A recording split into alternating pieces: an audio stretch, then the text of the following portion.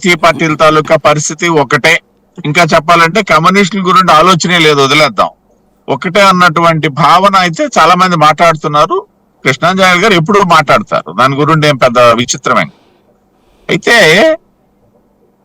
Congress party కలిసినప్పుడు వాళ్ళ అధినాయకులందరూ వస్తారు, ఇక్కడ ప్రచారం చేస్తారు అని చెప్పేసి మాట్లాడుతున్నారు కృష్ణాంజనేయులు గారు. కాంగ్రెస్ పార్టీ కలవకపోయినా వాళ్ళ అధినాయకులు వచ్చి ఇక్కడ ప్రచారం చేస్తారు. రాహుల్ గాంధీ వస్తాడు, లేకపోతే సోనియా గాంధీ గారు వస్తారు, లేకపోయినట్టయితే ప్రియాంక గాంధీ వస్తారు. అక్కడ కొత్తదనం ఏముంది, వాళ్ళు కలిసేటప్పుడు వాళ్ళు కూడా ఇప్పుడు వస్తారు. వాళ్ళు కూడా ఇప్పుడు ఉదాహరణకి అదే సబ్జెక్ట్ మా వరకు తీసుకుంటే, మేము ఇండివిజువల్ గా ఫైట్ చేసినా మా అధినాయకులు వస్తారు, మేము పొత్తులో పనిచేసినా సరే మా అధినాయకులు వస్తారు. అది మాకు ఉన్నటువంటి గతానుభవాలు కూడా అవే కదా. కాబట్టి అధినాయకులు వచ్చినంత మాత్రాన అదేదో మారిపోతుందంటే మారదు. ఎప్పుడు మారుతుంది అనేసి అంటే, వాళ్ళ భారతీయ జనతా పార్టీ ఉన్నటువంటి పరిస్థితి, రాష్ట్రంలో ఉన్నటువంటి పరిస్థితి, ఈ నేపథ్యంలో భారతీయ జనతా పార్టీ తెలుగుదేశం పార్టీతోనో లేకపోతే జనసేనతోనో ముగ్గురు కలిసి వెళ్తానో మారితే మారుతుంది తప్పిస్తే, అక్కడ షర్మిల గారు వచ్చినంత మాత్రాన కాంగ్రెస్ పార్టీ పరిస్థితి కూడా ఏమీ మారిపోలేదు. సరే, ఇందాక వైసీపీ సోదరులు ఏదో డేట్లతో సహా చెప్పుకొచ్చారు. ఆ డేట్లో వీళ్ళు వాళ్ళు అనేది వినిపిస్తున్నటువంటి ఊహాగానాలు అయితే అవ్వచ్చు.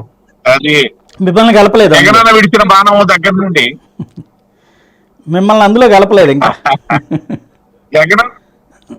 జగనన్న విడిచిన బాణం దగ్గర నుండి చంద్రన్న విడిచిన బాణం అయితే అయిందేమో. మరి మనం ఏం చేయలేం.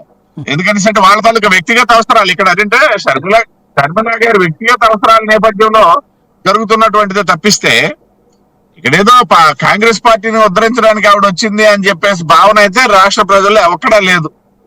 ఆ నేపథ్యంలో ఏదైనా ఉంటే చూడండి మీరు. రైట్ రైట్, కొంచెం ప్రాబ్లం ఉంది సార్, ఏదో సెల్ అప్డేట్స్ వస్తున్నాయి అందువల్ల. అయితే దానివల్ల ఏంటనేసి అంటే, షర్మిల గారు ఏదో కాంగ్రెస్ పార్టీని ఉద్ధరించడానికి వచ్చినటువంటి వ్యక్తి కాదు. లేకపోయినట్టయితే కాంగ్రెస్ పార్టీ ఉద్ధరించబడే స్థితిలో ఈ రాష్ట్రంలో అసలు లేదు.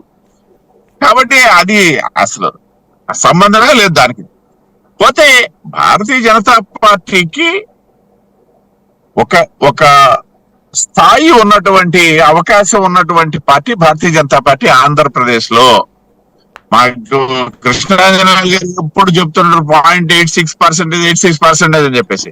అంతకంటే ముందుకెళ్ళి ఆ 18% ఆయన గుర్తురాదు, లేకపోతే ఇవేవి గుర్తురాలా, 0.86 పట్టుకునే వేలాడుతుంటారు. ఆ 0.86 వచ్చిన తర్వాత కూడా మేము స్థానిక ఎన్నికల్లో